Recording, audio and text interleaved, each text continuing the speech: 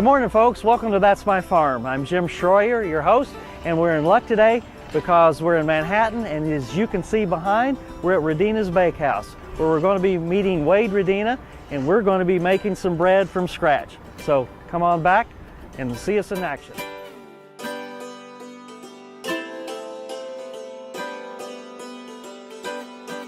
Closed captioning brought to you by Kansas Soybean Commission. The Soybean Checkoff, Progress, powered by Kansas farmers. That's My Farm is brought to you in part by Tallgrass Commodities, big enough to serve, small enough to care. Welcome to That's My Farm. I'm Jim Shroyer, your host, and today we're in Manhattan, Kansas, Riley County, and we're at the Radina Bakehouse. We're in luck because we have Wade Radina, and he's going to be talking to us about how he got started in the baking business. And Wade, kind of take off. Tell me how you got here. All right. Well, thanks for having me. I am a Kansan, I suppose, not by birth, but by privilege. My parents were both from Kansas and raised the family in Chicago, but bought the family farm outside Scott City in the late 70s. There was kind of a movement back to the farm. So that's my Kansas connection. I'm a K-State grad, and my wife and I wandered away for a while and found our way back in 2001 when we bought a coffee house in Aggieville, and I also took a full-time teaching at K-State, teaching business. And from 2001 to now, I left the teaching business in 2010, expanded the coffee business, but always wanted to get into baking.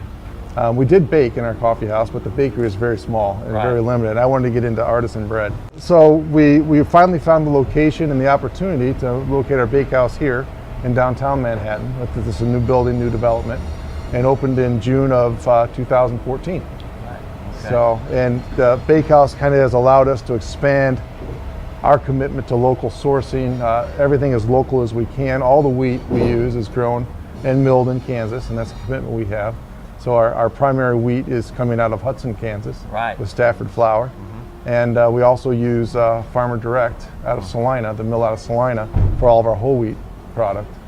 So and those are our primary flours that we're using. Well, it's kind of interesting about the Stafford mill, the Hudson mill, is that, well, just tell me a little bit about the Hudson mill.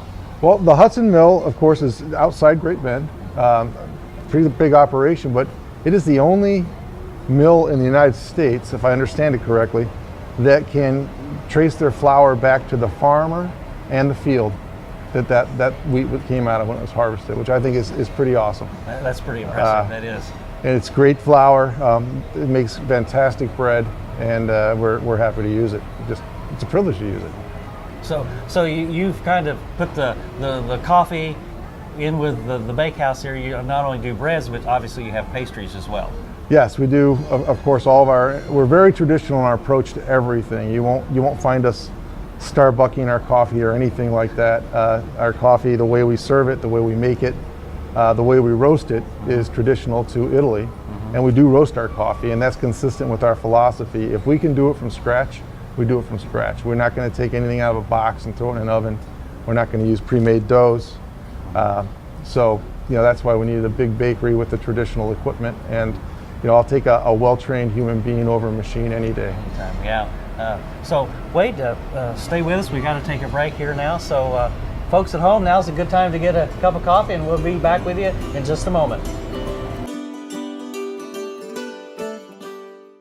To see this show and past episodes of Ag AM in Kansas, go online to agaminkansas.com. Valley Vet Supply is devoted to providing information and professional quality products at reasonable prices. Valley Vet Supply. Ag Promo Source is a unique group of marketing specialists with one mission: help your ag business grow. Each affiliate has their own area of expertise, and they work together to bring you advice, products, and services. To get started, visit agpromosource.com. Ag Promo Source. Together we grow. Tarwater Farm and Home is a 40-year-old local family-owned business. Clothing for work and play, seeds and feeds, boots, toys for the kids, and tools you'll need for around the house and farm. And a service department to keep them in top running order. It's a big store, so take some time to see what they have for your farm and home. Tarwater's everyday pricing is like others' sale prices. When you need it, they've got it. Tarwater Farm and Home, 4107 North Topeka Boulevard. KFRM is one of the largest farm radio stations in the nation, dedicated to informing and entertaining rural listeners from northern Oklahoma to southwestern Nebraska. You can catch KFRM in many ways. Of course, 550 on the AM dial, streaming at kfrm.com, or on your smartphone by going to the TuneIn Radio app, or on Ag AM in Kansas on Tuesdays and Facebook every day of the week. KFRM, tune us in. You'll be glad you did. That's My Farm is brought to you in part by Tallgrass Commodities, big enough to serve, small enough to care. Welcome back to That's My Farm. I'm Jim Shroyer, and with us we have Wade Radina of Radina's Bakehouse here in Manhattan, Kansas. And Wade, I know you're an artisan baker, so tell me what artisan bakery is. All right, I'm glad you asked, because that is a word that is misused and overused, I believe, a lot, mostly for marketing reasons. But an artisan is a person who, it's a craftsperson who produces things, be it baked goods or crafts, in traditional ways, using traditional methods, traditional techniques, and traditional materials.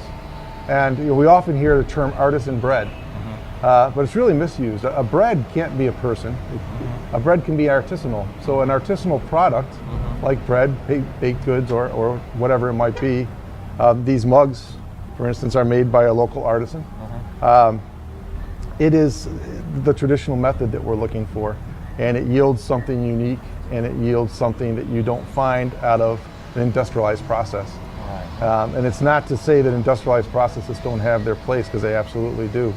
But there needs to be a place in the world for the artisan and artisanal products, and people certainly appreciate them. It's definitely a niche. Okay. Well, tell us how you got the training. You just don't become an artisan baker just like that. There's some training, obviously. Right. It's there's a process, and my process was kind of thrown into the fire because we had our bakery in Aggieville, which was a small operation, and as we started growing the coffee business, I actually came to a point where I promised my bakery manager that I wouldn't open another store without expanding the bakery first.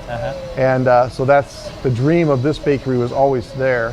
And the dream was a bakery that not only could do traditional scones, muffins, pastry, but also do artisanal breads.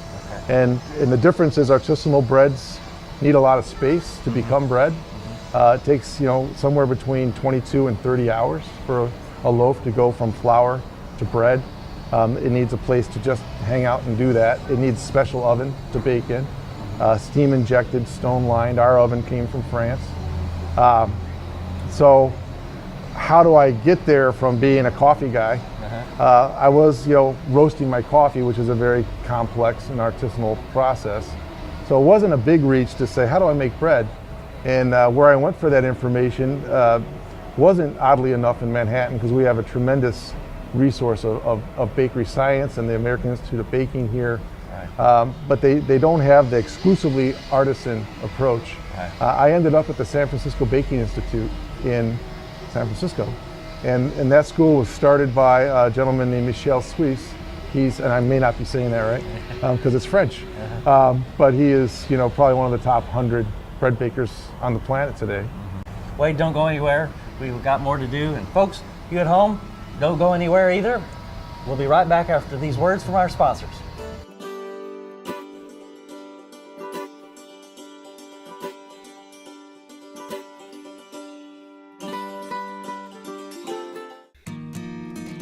We do business with Blueville because of the quality of their work.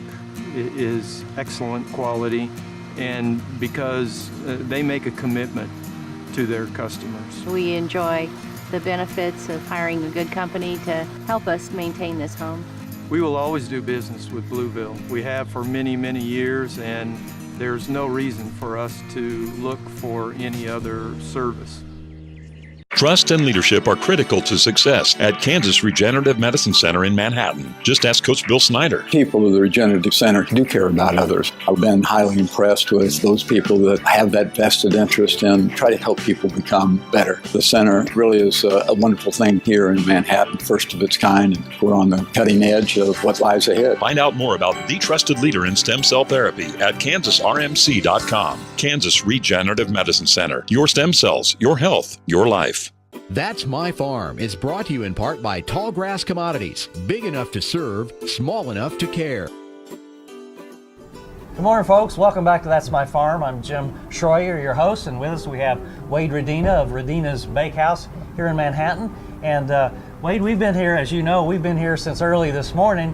And although I didn't get to wear the uniform like you're wearing, I got to help make some bread. Yeah. Let's kind of talk about the process, because it's not just run into the grocery store and get a loaf of bread off the shelf. It's a process. So let's kind of talk about that multigrain up there. Okay. Well, it is a process. That's what artisanal products require. Our bread, this bread that we baked this morning, was started on. So this is Wednesday morning. This bread was started on Monday night. So Monday night we mixed a levain, which is a natural starter, and we don't use yeast in our most of our breads, very few. We use just a starter. So for instance, this sourdough is literally the only ingredients are flour, water, and salt. That's it. And that levain is what we're using to leaven most of our breads on here. So we would build that up on Monday night.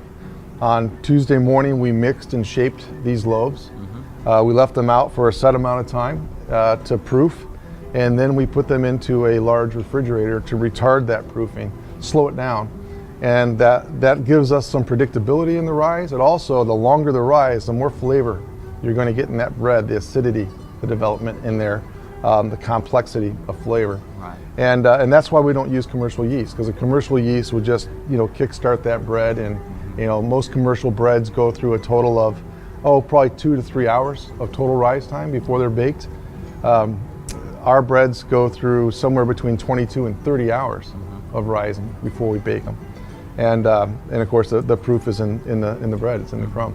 So let's talk a little bit about the sourdough here. How come there's such a big break in that right there in the middle? Well, the sourdough is a good, strong, this is the powerhouse of all bread. And this is, the very traditional. So what we've got there is see if we can see it on there.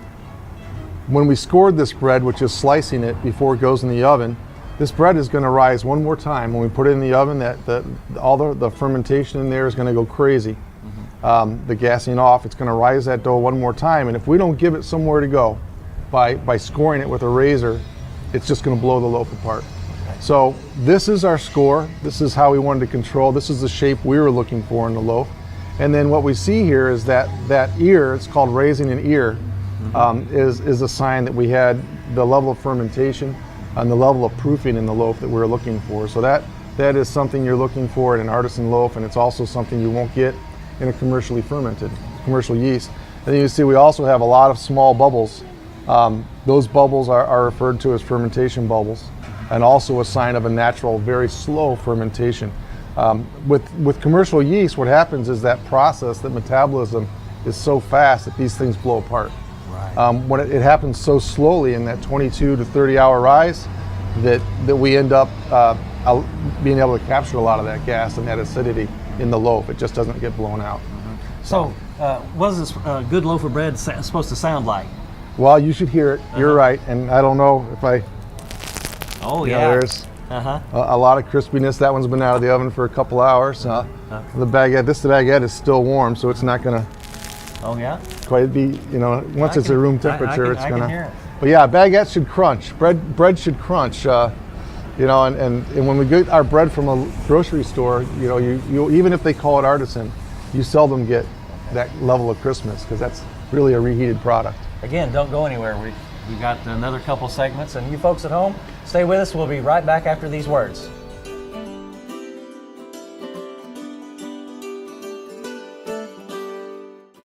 KFRM is one of the largest farm radio stations in the nation, dedicated to informing and entertaining rural listeners from northern Oklahoma to southwestern Nebraska.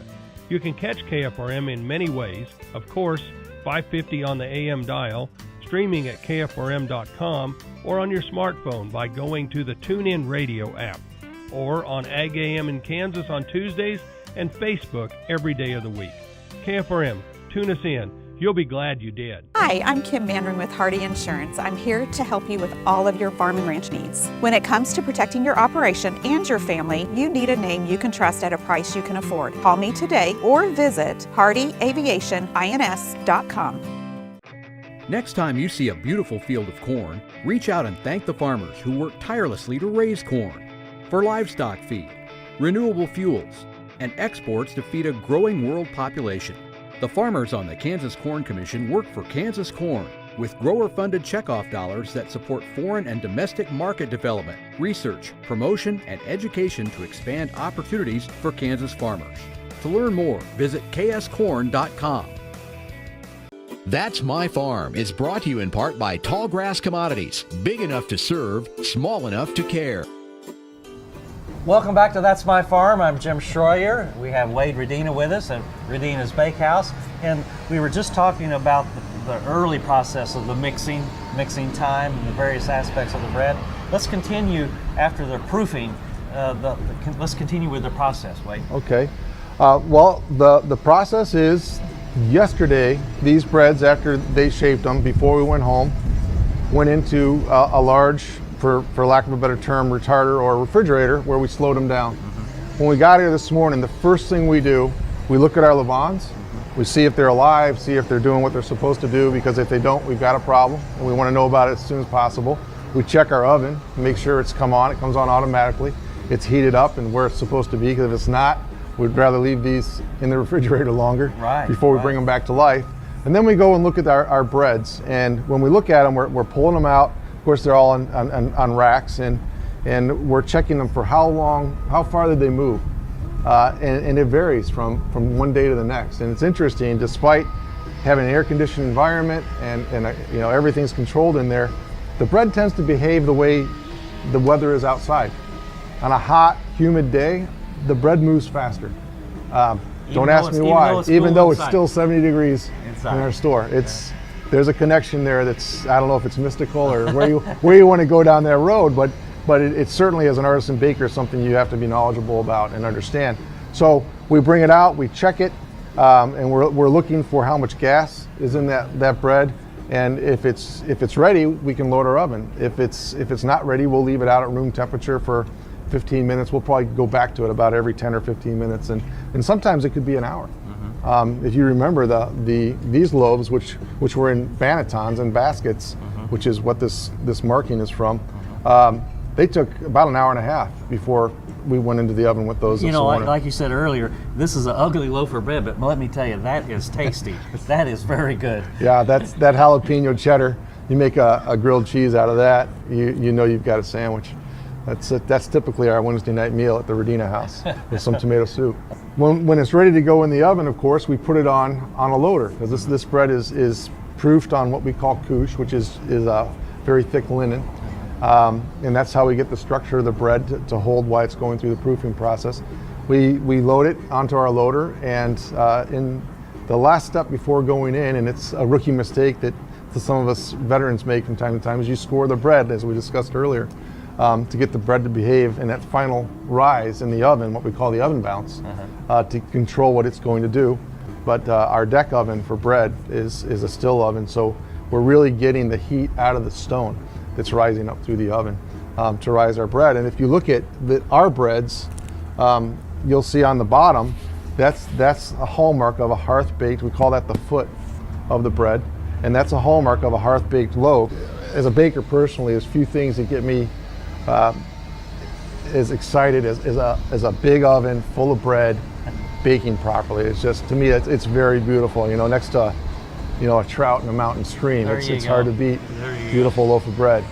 Hang on, we got to take a break. Okay. Folks, stay with us. We'll be right back after these words from our sponsors.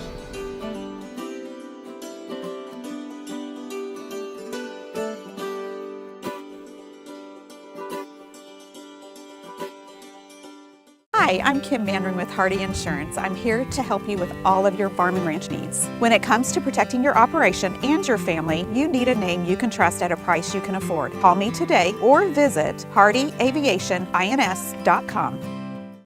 Sure Crop Fertilizers was started by my father, Don Sherman, and my mother, Shirley Sherman. Family business that started in the 80s.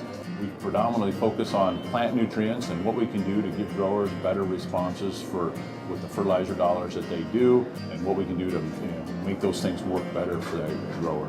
We're based out of Seneca, Kansas. We work with growers in their soil analysis to figure out what they need, and then we can put those in a blend that gives them the best results, and so that we can deliver that direct to their farm so that they have those nutrients where they need them, when they need them, and so that they can apply them in a manner that's very efficient to them and works well in their planting systems and what they're doing. Sure Crop Fertilizers has been around for a long time. We always say we're big enough to take care of everything you need, but yet we're small enough to do it quickly.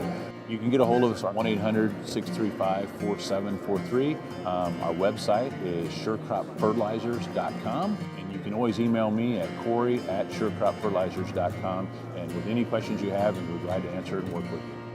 As fourth-generation farmers themselves, Heinen Brothers Ag Service understands the risk and rewards of farming. So when it comes to quality aerial and ground application, fertilizer, ag chemicals, and anhydrous ammonia, call Heinen Brothers Ag today, 800-760-4964.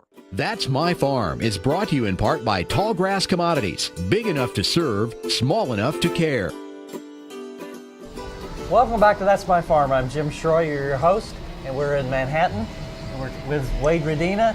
And Wade, tell me, how does this all fit in with your philosophy of Kansas, the people, the crops, especially wheat, with your philosophy?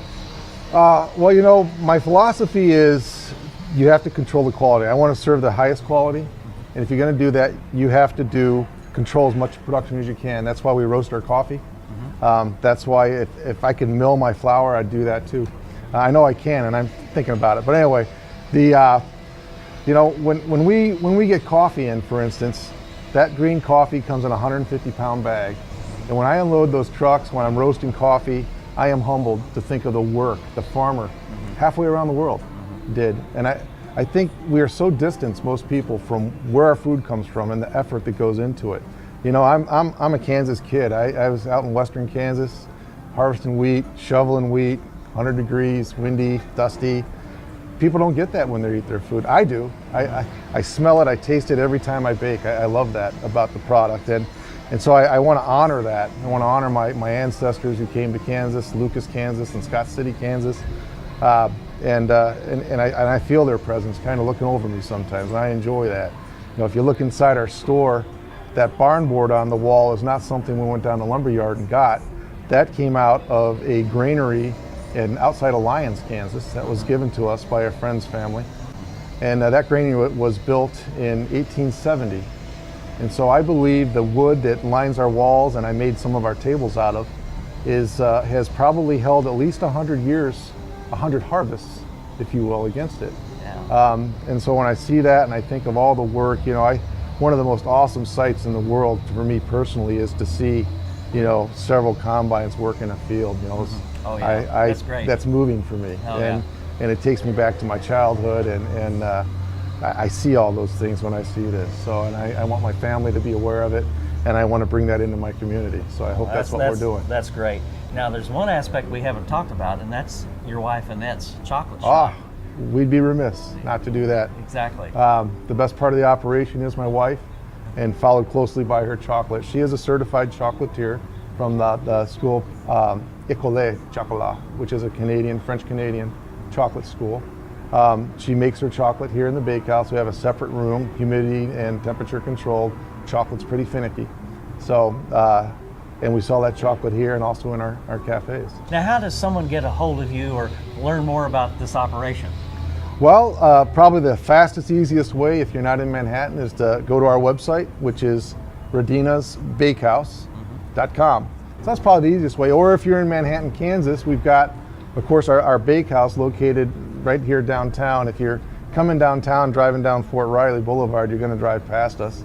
And then we also have 3 other locations, coffee houses around town, one on campus, one in Aggieville, and one on the west side. So Wade, thanks for taking time to be on That's My Farm. We bet. really appreciate it. And folks, thanks for being with us as well. And don't forget, next week we'll have another issue of That's My Farm.